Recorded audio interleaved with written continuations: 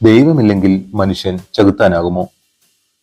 നമ്മളുടെ പോപ്പുലർ കൾച്ചറിൽ ദൈവത്തെയും മതത്തെയും വിമർശിക്കുകയും കളിയാക്കുകയും ചെയ്യുന്ന ട്രോളുകൾ നിരവധിയാണ്. അതേസമയം ദൈവവും മതവും ഭൂരിഭാഗവും ബഹുമാനിക്കുന്ന ഒരു പ്രബല ശക്തിയായി തുടരുന്നതും നമ്മൾ കാണുന്നുണ്ട്. സെപ്റ്റംബർ 11 അറ്റാക്കിന് ശേഷം അമേരിക്കൻ പ്രസിഡന്റിന്റെ മറുപടികളിൽ ഈ ബഹുമാനം നമുക്ക് കാണാം. തങ്ങളുടെ വിശ്വാസത്തിന് വേണ്ടിയാണ് ടവറുകളിലേക്ക് വിമാനം ഇടിച്ചു കയറ്റിയതെന്ന് തീവ്രവാദികൾ സമ്മതിച്ചിരുന്നുവെങ്കിലും അമേരിക്കൻ പ്രസിഡന്റായ ബുഷ് പറഞ്ഞത് ഇങ്ങനെയാണ്: ഭീകരവാദം എന്നത് ശരിയായ ഇസ്ലാം വിശ്വാസത്തിന് എതിരാണ്. ഇസ്ലാം സമാധാനമാണ്. തീവ്രവാദികൾ യഥാർത്ഥ മതവിശ്വാസത്തിനെ ചതിക്കുന്നവരാണ്. അവർ മതത്തെ തന്നെ ഹൈജാക്ക് ചെയ്യുന്നു.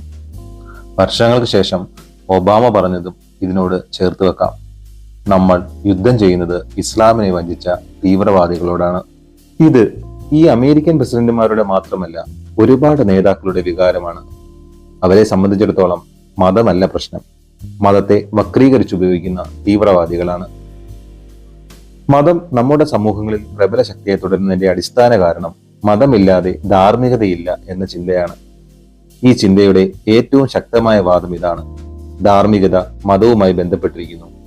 ദൈവമില്ലാതെ നന്മയും തിന്മയും വേർതിരിക്കാനാവില്ല. ഇതിനോടകം കോടിക്കണക്കിന് ആളുകൾ കണ്ട ഒരു വീഡിയോയിൽ മതവാദിയായ ടെലിവിഷൻ അവതാരകൻ പറയുന്നു, ദൈവമില്ലെങ്കിൽ കൊലപാതകം ഒരു തെറ്റല്ല.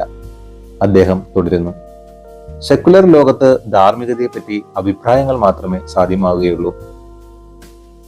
അത് വ്യക്തിഗതമായ അഭിപ്രായങ്ങളാവാം, സാമൂഹികമായ അഭിപ്രായങ്ങളാവാം. പക്ഷേ എന്തായാലും അതെല്ലാം കേവലം അഭിപ്രായങ്ങൾ മാത്രമാണ്. അഭിപ്രായങ്ങൾക്കപ്പുറമുള്ള പൂർണ്ണമായ ധാർമ്മികത എത്തണമെങ്കിൽ ഒരു സൂപ്പർ നാച്ചുറൽ ശക്തി ഉണ്ടായേ തീരൂ. ദൈവം കൊലപാതകം തെറ്റാണെന്ന് പറയുന്നത് കൊണ്ടാണ് കൊലപാതകം തെറ്റാകുന്നത്. മറ്റൊരു തരത്തിൽ പറഞ്ഞാൽ, ദൈവമില്ലെങ്കിൽ നന്മയെന്നാൽ എനിക്കിഷ്ടമുള്ളത്, തിന്മയെന്നാൽ എനിക്കിഷ്ടമല്ലാത്തത് എന്നായി മാറും. ഒരാൾ കൊലപാതകം ചെയ്യാത്തത് അയാൾക്ക് അത് ഇഷ്ടമല്ലാത്തത് കൊണ്ട് മാത്രമാണെന്ന് വരും. അതിനുശേഷം നമ്മൾ അടുത്തിടെ കേൾക്കുന്ന ഒരു പോപ്പുലർ ആരോപണം കൂടെ അവതാരകൻ ഉന്നയിക്കുന്നുണ്ട്. പാശ്ചാത്യ ലോകത്ത് നാസിസവും കമ്മ്യൂണിസവും ജൂഡോ ക്രിസ്ത്യൻ വിശ്വാസങ്ങൾ ഉപേക്ഷിച്ചത് കോടിക്കണക്കിന് നിരപരാധികളായ മനുഷ്യരുടെ കൊലപാതകത്തിന് ഇടയാക്കിയത് യാദൃച്ഛികമല്ല. നിങ്ങൾ ദൈവത്തിൽ വിശ്വസിക്കുന്നോ ഇല്ലയോ എന്ന് പ്രസക്തമല്ല. പക്ഷേ ദൈവമില്ലെങ്കിൽ ധാർമ്മികത എന്നാൽ കേവല അഭിപ്രായങ്ങൾ മാത്രമായി മാറും. അതുകൊണ്ട് തന്നെ ഒരു നല്ല ലോകമാണ് നിങ്ങൾ ആഗ്രഹിക്കുന്നതെങ്കിൽ ജൂഡോ ക്രിസ്ത്യൻ മൂല്യങ്ങളുടെ മരണം നിങ്ങളെ ഭയപ്പെടുത്തും. അങ്ങനെയാണോ? ഈ അവതാരകൻ പറഞ്ഞതുപോലെ നമ്മൾ ഭയപ്പെടണമോ? ജൂത ക്രിസ്ത്യൻ മതത്തിന്റെ മരണം എന്നത് ഒരു അതിശയോക്തിപരമായ പ്രസ്താവനയും ഒരു പരിധിവരെ തെറ്റുമാണ്. യഥാർത്ഥത്തിൽ മതം എല്ലായിടത്തും വളരുകയാണ്. അത് മാറ്റി നിർത്തിയാലും നമ്മൾ പരിഗണിക്കേണ്ട പ്രധാന വിഷയം ധാർമ്മികതയെ പറ്റിയാണ്. ദൈവമാണോ ധാർമ്മികതയുടെ അടിസ്ഥാനം? ഇത് പരിശോധിക്കണമെങ്കിൽ മതത്തിന്റെ, പ്രത്യേകിച്ചും ഏകദൈവ വിശ്വാസമുള്ള മതങ്ങളുടെയും അതിനുശേഷം എത്തിക്സിനെ സംബന്ധിച്ച് മതത്തിന്റെ നിലപാടും നമ്മൾ പരിശോധിക്കണം. എന്താണ് മതം? മതം ഒരു ലോകവീക്ഷണമാണ്. ലോകം എന്താണെന്നും ആ ലോകത്തിൽ എങ്ങനെയാണ് നമ്മൾ ലക്ഷ്യങ്ങൾ വെക്കേണ്ടതെന്നും അത് നേടേണ്ടതും എന്നതിന്റെ ഒരു രൂപരേഖയാണ് മതം. അതുകൊണ്ട് തന്നെ മതവും ഫിലോസഫിയും ഒരേ ചോദ്യങ്ങളാണ് നേരിടുന്നത്. നമ്മൾ അനുഭവിക്കുന്ന ഈ ലോകം മാത്രമാണോ ഉള്ളത്? അതോ ലോകം എന്നാൽ നമ്മൾ അറിയാത്ത ഇതിനുമപ്പുറം മറ്റൊരു ഡയമെൻഷൻ കൂടെ ഉണ്ടോ? യാഥാർത്ഥ്യം എന്നാൽ മനസ്സിലാക്കാനാകുന്നതാണോ അതോ അത് നിഗൂഢവും മാന്ത്രികവുമായ ഒന്നാണോ? നമ്മളുടെ ജീവിതം നമ്മൾക്ക് തന്നെ നിയന്ത്രിക്കാനാകുമോ അതോ മറ്റേതെങ്കിലും ശക്തിയാണോ അത് നിയന്ത്രിക്കുന്നത്? എങ്ങനെയാണ് ഈ ചോദ്യങ്ങളുടെ ഉത്തരം അറിയുക? യുക്തി ഉപയോഗിക്കണോ അതോ വെളിപാടും തോന്നലും ഉപയോഗിക്കണോ? അതോ എല്ലാത്തിന്റെയും ഒരു മിക്സ് വേണോ? അതോ ഉത്തരങ്ങൾ ഒരിക്കലും നമ്മൾക്ക് എത്തിച്ചേരാനാവില്ലേ? നമ്മൾ എന്നും ഈ അറിവുകൾ നേടാനാവാതെ ഒന്നിനും ഉറപ്പില്ലാതെ ഒരു സംശയാവസ്ഥയിലായിരിക്കുമോ? ഇനി യാഥാർത്ഥ്യത്തെ മനസ്സിലാക്കിയാലും മനസ്സിലാക്കിയില്ലെങ്കിലും അത് വെച്ച് നമ്മൾ എന്ത് ചെയ്യണം? ഈ ലോകത്തെ നിരാകരിച്ച് അടുത്ത ലോകത്തെ ദൈവത്തിനോട് പ്രാർത്ഥിക്കണമോ അതോ അധികാരത്തിന് ശ്രമിക്കണമോ? സന്തോഷം പിന്തുടരണമോ? അയൽക്കാരനെ സ്നേഹിക്കണമോ? എല്ലാ തരത്തിലുമുള്ള ജഡ്ജ്മെന്റുകളും ഒഴിവാക്കണമോ? എക്സ്ട്രീം ആയതിനെ ഒഴിവാക്കുകയും കോംപ്രമൈസ് ചെയ്യുകയും വേണമോ? മതവും ഫിലോസഫിയും ജീവിതത്തെ പരിചയപ്പെടുത്തുന്ന അടിസ്ഥാന ചോദ്യങ്ങളായ എന്താണ് യാഥാർത്ഥ്യം, എങ്ങനെയാണ് അത് അറിയുന്നത്, അറിഞ്ഞാൽ എങ്ങനെ പെരുമാറണം എന്നീ ചോദ്യങ്ങളാണ് ചോദിക്കുന്നത്. പക്ഷേ മതവും ഫിലോസഫിയും തമ്മിൽ രണ്ട് പ്രധാനപ്പെട്ട വ്യത്യാസങ്ങളുണ്ട്.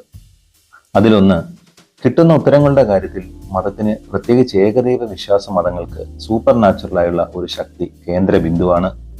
നമ്മളുടെ പ്രപഞ്ചത്തിലുള്ള നിയമങ്ങളൊന്നും ബാധകമാകാത്ത ഒരു ഉയർന്ന തലമാണ് ഈ ലോകത്തെ നിയന്ത്രിക്കുന്നതെന്ന് മതം പറയുന്നു.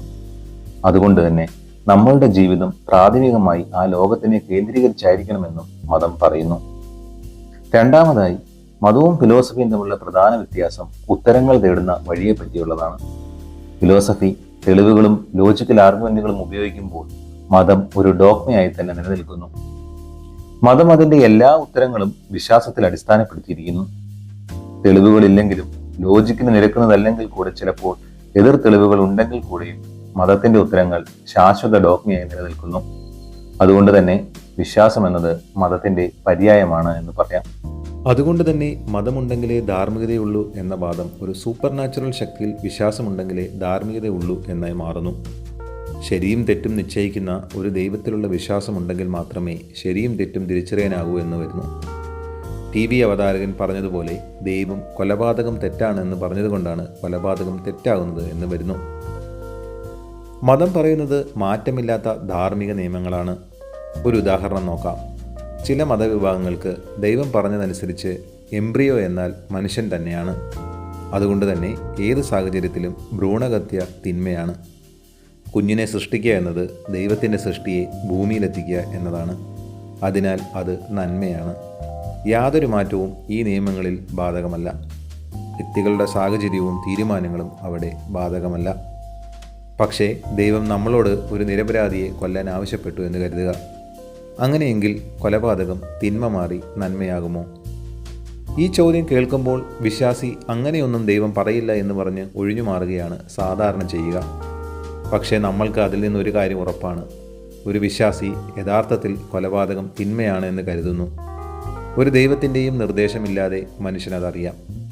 യഥാർത്ഥത്തിൽ നാം നമ്മളുടെ ധാർമ്മികത ദൈവത്തിൽ വെച്ച് കെട്ടുകയാണ് ചെയ്യുന്നത്. ദൈവം ഒരു നിരപരാധിയെ കൊല്ലാൻ ഉത്തരവിട്ടാൽ ദൈവം തിന്മയാണ് എന്നതാണ് സത്യം. ദൈവം പറഞ്ഞതുകൊണ്ട് മാത്രം മതവിശ്വാസിക്ക് കൊലപാതകം തിന്മയായിരിക്കുന്നതും ദൈവം കൊല്ലാൻ പറഞ്ഞാൽ നന്മയാവുന്നതിനെയും ഫിലോസഫിയിൽ divine command theory of ethics എന്നാണ് അറിയപ്പെടുന്നത്. എല്ലാവരും എബ്രഹാമിൻ്റെയും പുത്രൻ്റെയും കഥ കേട്ടിട്ടുണ്ടാവും. സ്വന്തം മകനെ ബലി കൊടുക്കാൻ ദൈവം എബ്രാഹിമിനോട് ആവശ്യപ്പെടുന്നു. തൻ്റെ നിരപരാധിയായ കുഞ്ഞുമകനെ കൊല്ലാൻ പറഞ്ഞ ഈ ദൈവ ആവശ്യത്തെ എബ്രഹാം എതിർക്കണമായിരുന്നു. എബ്രഹാം ദൈവപ്രവൃത്തിയെ തിന്മയായി വിലയിരുത്തണമായിരുന്നു. എബ്രഹാം അതൊന്നും ചെയ്തില്ല. എബ്രഹാം ദൈവത്തെ അനുസരിച്ചു. കത്തിവീശാൻ തയ്യാറായ എബ്രാഹിമിനോട് ദൈവം നീ എൻ്റെ പരീക്ഷണം വിജയിച്ചു എന്നറിയിച്ചു.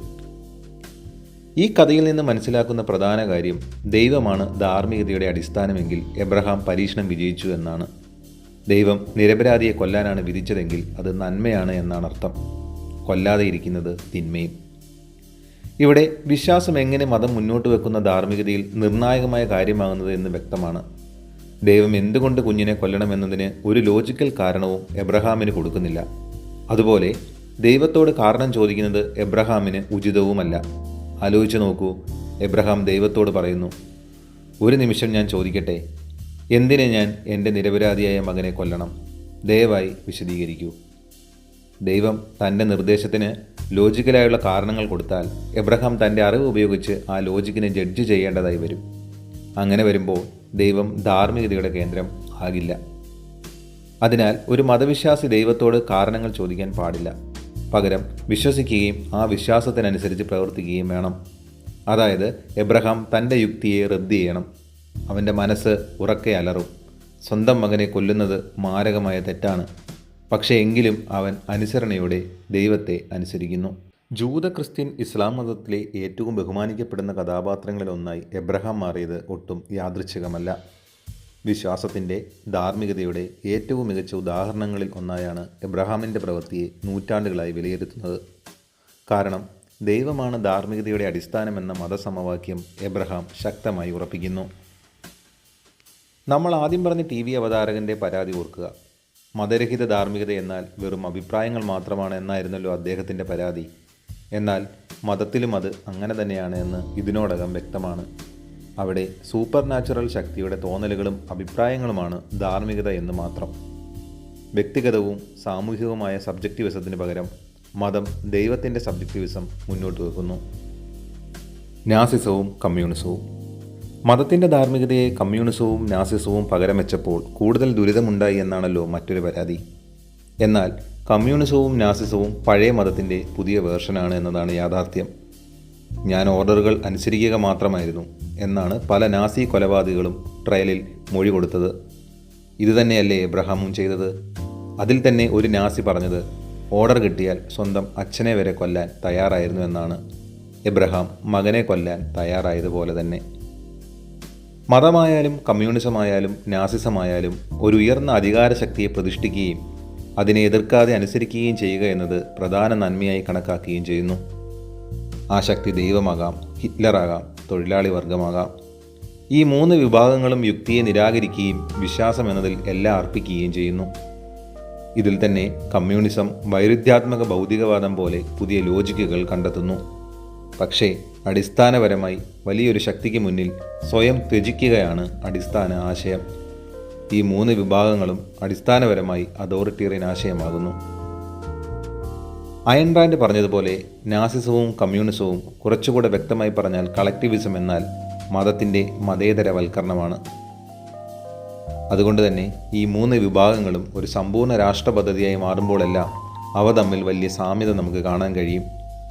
അങ്ങനെയുള്ള സമൂഹങ്ങളിലെ ക്ലാസ് മുറികൾ നിരീക്ഷിച്ചാൽ കാണാം, കുട്ടികൾ അനുസരിക്കാൻ പഠിക്കപ്പെടുന്നു, ഡോഗ്മകൾ കാണാതെ പഠിക്കുന്നു. ബൈബിൾ തദ്ദേശ ഭാഷയിലേക്ക് വിവർത്തനം ചെയ്യപ്പെടാത്ത നൂറ്റാണ്ടുകളിൽ പോലും ബൈബിൾ വചനങ്ങൾ കാണാതെ പഠിച്ചിരുന്നു. അറബി മാതൃഭാഷ അല്ലാതിരുന്നിട്ട് കൂടി ഖുറാൻ അറബിയിൽ മനഃപ്പാഠമാക്കുന്ന വിദ്യാർത്ഥികൾ ഇന്ന് ലോകം മുഴുവനുമുണ്ട്. നാസി റാലികൾ ഓർക്കുക, മാവോയുടെ ചുവന്ന പുസ്തകം വായിച്ച് പഠിച്ച ചൈനീസ് കുഞ്ഞുങ്ങളെ ഓർക്കുക. ജീസസും മേരിയും മാർസും സ്റ്റാലിനും പോലെ മതത്തിലെയും കമ്മ്യൂണിസത്തിലെയും പുണ്യാളന്മാരുടെ പടങ്ങൾ വീടുകൾ അലങ്കരിക്കുന്നത് കാണുക. വ്യക്തിയെ നിസ്സാര ജീവിയാക്കി തോന്നിപ്പിക്കുന്ന വലിയ പള്ളി മിനാരങ്ങളും പ്രതിമകളും ഗവൺമെൻറ് സ്ഥാപനങ്ങളും കാണുക. ആരാണ് നിങ്ങളുടെ നാഥനെന്നും ആരെയാണ് നിങ്ങൾ എതിരില്ലാതെ അനുസരിക്കേണ്ടതെന്നും ജനങ്ങളെ ഇവയെല്ലാം ദിവസേന ഓർമ്മിപ്പിച്ചുകൊണ്ടേയിരിക്കുന്നു. മതവും മതത്തിൻ്റെ പുതിയ വേർഷനുകളുടെയും ധാർമ്മികത മനുഷ്യന് ചേരില്ല എന്ന് വ്യക്തമാണ്.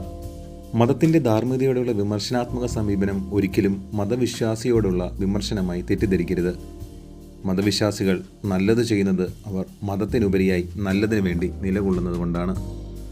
ധാർമ്മികമായി പ്രവർത്തിക്കണമെന്നും സ്വന്തം തോന്നലുകളല്ല, പകരം ബാഹ്യമായ വസ്തുതകളെ അടിസ്ഥാനപ്പെടുത്തിയാകണം ആ ധാർമ്മികതയെന്നും ഭൂരിഭാഗവും ചിന്തിക്കുന്നുണ്ട്.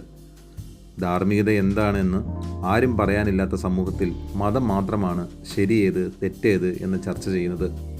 അതൊരു ദുരന്തമാണ്.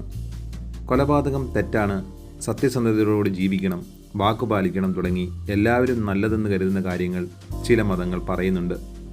പക്ഷേ അതിൻ്റെ പേരിൽ വിശ്വാസത്തിലൂന്നിയ മതധാർമ്മികത പൂർണ്ണമായും സ്വീകരിക്കാൻ നമ്മൾ നിർബന്ധിക്കപ്പെടുകയും പതിയെ പതിയെ നമ്മുടെ യുക്തിയിൽ അടിസ്ഥാനമാക്കിയ വിലയിരുത്തൽ നഷ്ടപ്പെടുകയും ചെയ്യുന്നു.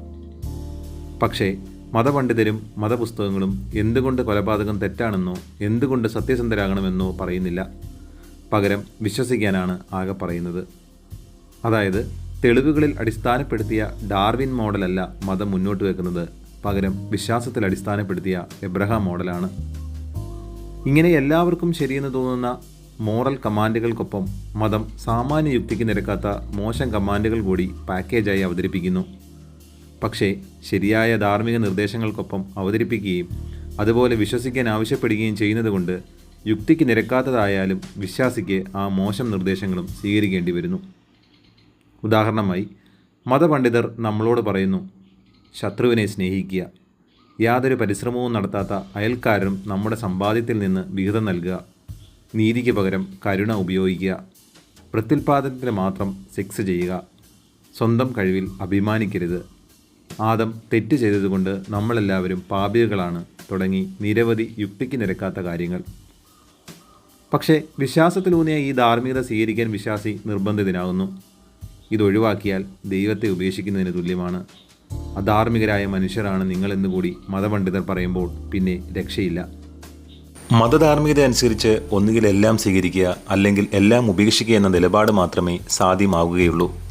ഇവിടെയാണ് മതത്തിൻ്റെ തന്ത്രം. അപ്പോൾ ധാർമ്മികത ആഗ്രഹിക്കുന്ന മനുഷ്യർ കണ്ണും പൂട്ടി മതധാർമ്മികത സ്വീകരിക്കാൻ നിർബന്ധിതരാകും. ചിലപ്പോൾ യുക്തിക്ക് നിരക്കാത്ത മോശം നിർദ്ദേശങ്ങൾ കണ്ടില്ലെന്ന് നടിക്കുകയോ അല്ലെങ്കിൽ വെള്ളം ചേർത്ത് സ്വയം ചതിച്ചോ രക്ഷപ്പെടും. പക്ഷേ എന്നും തെറ്റു ചെയ്തു എന്ന കുറ്റബോധത്തിലായിരിക്കും ജീവിതം. പ്രത്യുൽപാദനത്തിനല്ലാതെ സെക്സ് പാടില്ല എന്ന മതധാർമ്മിക നിയമം ഇതിനൊരു ഉദാഹരണമാണ്. ഇതിലും വലിയൊരു പ്രശ്നമാണ് യുക്തിക്ക് നിരക്കുന്ന ധാർമ്മിക നിയമങ്ങൾക്ക് പോലും വിശ്വാസത്തിൻ്റെ അടിസ്ഥാനത്തിൽ മാത്രമായി ചുരുക്കുന്നത്. ഉദാഹരണമായി കൊലപാതകം തെറ്റാണ് എന്ന നിയമം. അമ്മയെ രക്ഷിക്കാനായി ഭ്രൂണഹത്യ ചെയ്യുന്നത് തിന്മയാണോ? നമ്മൾ യുക്തി ഉപയോഗിച്ചാണ് കൊലപാതകം എന്തുകൊണ്ട് തെറ്റാകുന്നു എന്ന തീരുമാനത്തിലെത്തിയതെങ്കിൽ അവിടെ ഈ കുഴപ്പമില്ല. പക്ഷേ മതധാർമ്മികതയുടെ വിശ്വാസത്തിലൂന്നിയ തീരുമാനമാണെങ്കിൽ പ്രതിസന്ധിയാകും. വർഷങ്ങളായി എപ്പോഴാണ് ഭ്രൂണത്തിൽ ദൈവം ആത്മാവിനെ ചേർക്കുന്നതെന്ന കാര്യത്തിൽ മതനേതൃത്വം തർക്കത്തിലാണ്. ചില നൂറ്റാണ്ടുകളിൽ എംബ്രിയോ അബോർട്ട് ചെയ്യുന്നത് കൊലപാതകവും ചില നൂറ്റാണ്ടുകളിൽ അല്ലാതെയുമായിട്ടുണ്ട്. യുക്തിക്ക് നിരക്കുന്ന കാരണങ്ങൾ തരാൻ കഴിയാത്തത് കൊണ്ട് കൊല്ലരുത് എന്ന മതധാർമ്മിക നിയമം കൊണ്ട് മനുഷ്യന് വേണ്ടത്ര ഗുണങ്ങളില്ല. അവൻ പുതിയ ഓർഡറുകൾക്ക് വേണ്ടി കാത്തിരിക്കുക മാത്രമേ ചെയ്യാനുള്ളൂ. അപ്പോൾ ധാർമ്മികമായി ജീവിക്കണമെന്ന് ആഗ്രഹിക്കുന്ന മനുഷ്യർക്ക് മെച്ചപ്പെട്ട ധാർമ്മിക വ്യവസ്ഥ ആവശ്യമുണ്ട്. ഭാഗ്യവശാൽ അങ്ങനെ ഒന്നുണ്ട്. മതേതര ധാർമ്മികത. മതധാർമ്മികതയെ ഫിലോസഫിയുടെ ഏറ്റവും ഗോത്രീയ രൂപമായി മനസ്സിലാക്കുകയും അതിൻ്റെ പ്രശ്നങ്ങളെ ഏറ്റവും ശക്തിയുക്തം എതിർക്കുകയും അതേസമയം രൂപത്തിലും ഉള്ളടക്കത്തിലുമെല്ലാം മറ്റൊരു ധാർമ്മികത മുന്നോട്ട് വെക്കുകയും ചെയ്ത ഫിലോസഫറാണ് അയൻ റാൻഡ്. നമ്മൾക്ക് സന്തോഷവും സംതൃപ്തിയും കിട്ടണമെങ്കിൽ നമ്മൾ മൂല്യം കൽപ്പിക്കുന്ന ഗോളുകൾ തിരഞ്ഞെടുക്കുകയും ബാഹ്യമായ ഒരു ഫിക്സഡ് പോയിന്റിനെ റെഫറൻസ് ആക്കി വെച്ച് അതിനുവേണ്ടി നമ്മളുടെ പ്രവൃത്തികളെ ഒരുക്കുകയും വേണം. മതം സൂപ്പർ നാച്ചുറലായിട്ടുള്ള ദൈവത്തെയാണ് ഈ ഫിക്സഡ് പോയിൻ്റായി കാണുന്നത്. അതിലെ വിശ്വാസത്തിലൂന്നിയ പ്രവൃത്തികളാണ് ആ ഫിക്സഡ് പോയിന്റിലേക്കുള്ള വഴികളും. പക്ഷേ അതിനു പകരം യാഥാർത്ഥ്യത്തെയാണ് അയൻ റാൻഡ് പ്രതിഷ്ഠിക്കുന്നത്.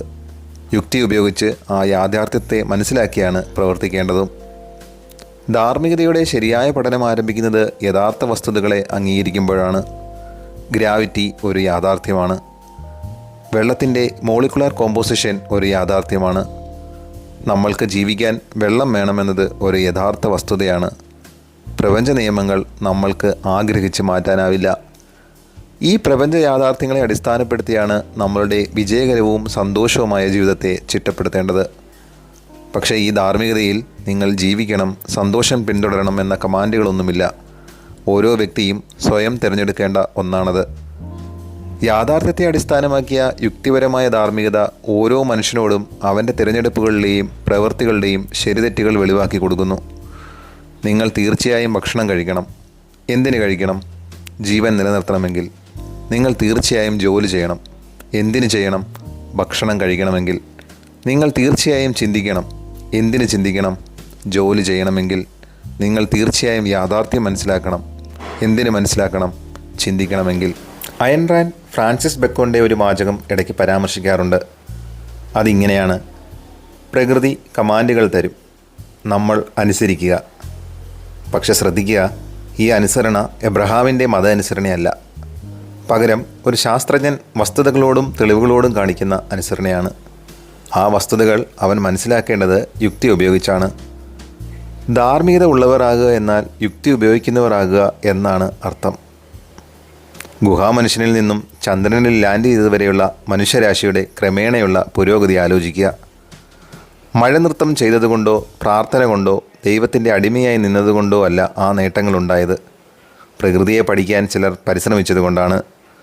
ഓരോ പ്രതിഭാസങ്ങളുടെയും ഓരോ വസ്തുതകളുടെയും സ്വഭാവ പ്രത്യേകതകൾ രേഖപ്പെടുത്തുകയും ക്രമേണ ഓരോ രഹസ്യങ്ങൾ ക്ഷമയോടെ മനസ്സിലാക്കുകയും നിയമങ്ങൾ കണ്ടെത്തുകയും ആ നിയമങ്ങളുടെ ശക്തി ഉപയോഗിച്ച് ലോകത്തെ തന്നെ മാറ്റിമറിച്ചപ്പോഴുമാണ് മനുഷ്യൻ പുരോഗമിച്ചത്.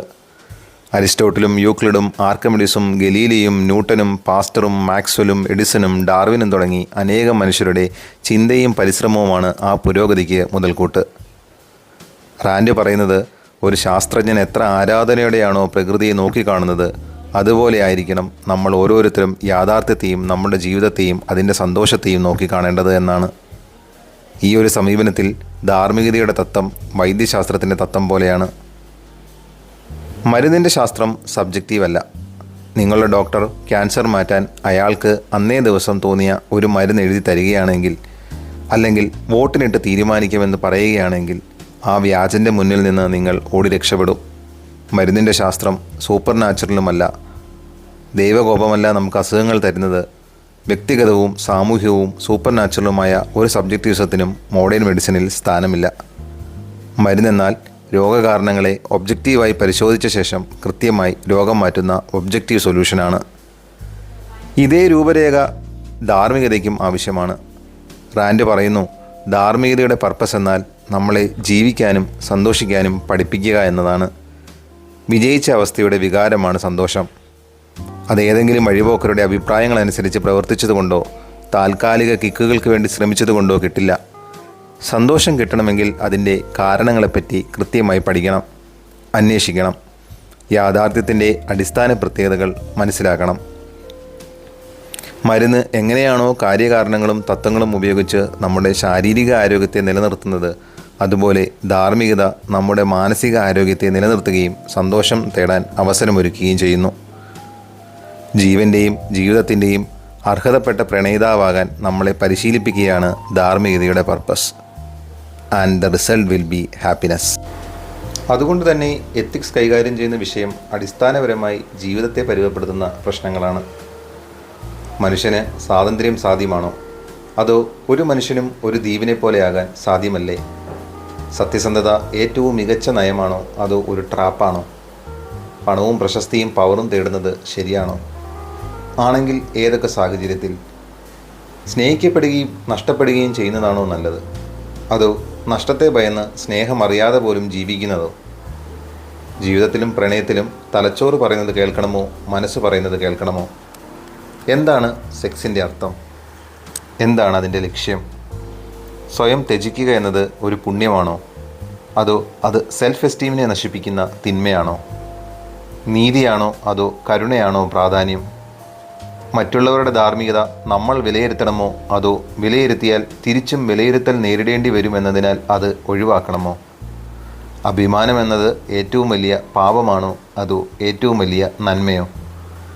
ജീവിതം എന്നത് ഈ വലിയ പ്രപഞ്ചത്തിലെ അർത്ഥമില്ലാത്ത ഒരു കേവല പ്രശ്നമാണോ അതോ ജീവിതം എന്നത് ഏറ്റവും വിലപിടിപ്പുള്ള അർത്ഥമുള്ള വസ്തുതയോ?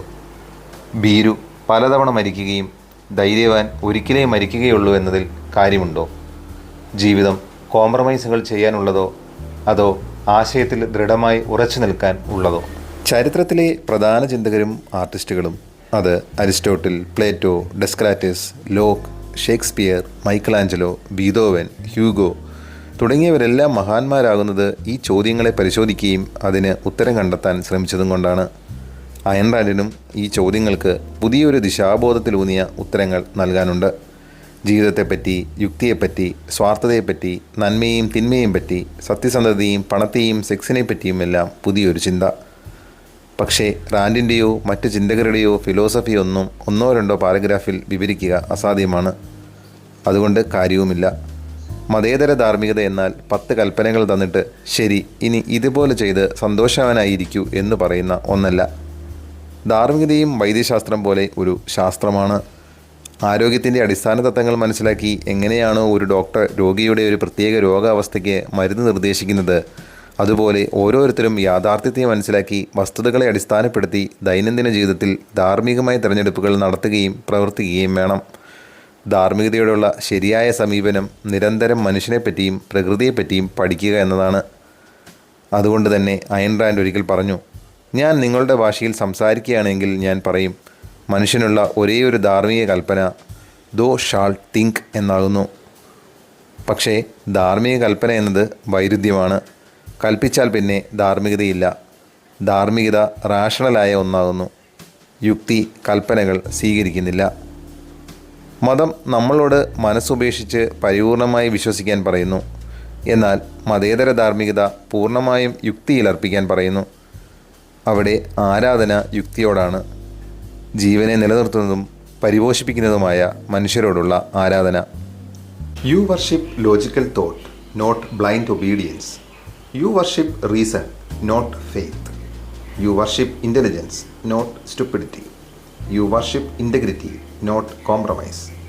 U worship productive ability, not need. ആരാധന, ബഹുമാനം തുടങ്ങിയ ധാർമ്മിക വികാരങ്ങളെല്ലാം നല്ലതാണ്. പക്ഷേ മതം അതെല്ലാം ദൈവത്തിൽ കൊണ്ട് കിട്ടുന്നു. മതേതര ധാർമ്മികതയാകട്ടെ ആ വികാരങ്ങളുടെ അർത്ഥത്തെ മാനിക്കുകയും ദൈവത്തിന് പകരം ആരാധിക്കപ്പെടേണ്ടതും ബഹുമാനിക്കപ്പെടേണ്ടതും സ്വന്തം ജീവൻ നിലനിർത്താനും സന്തോഷിക്കാനും ശ്രമിക്കുന്ന മനുഷ്യരെ ആയിരിക്കണമെന്ന് പറയുന്നു.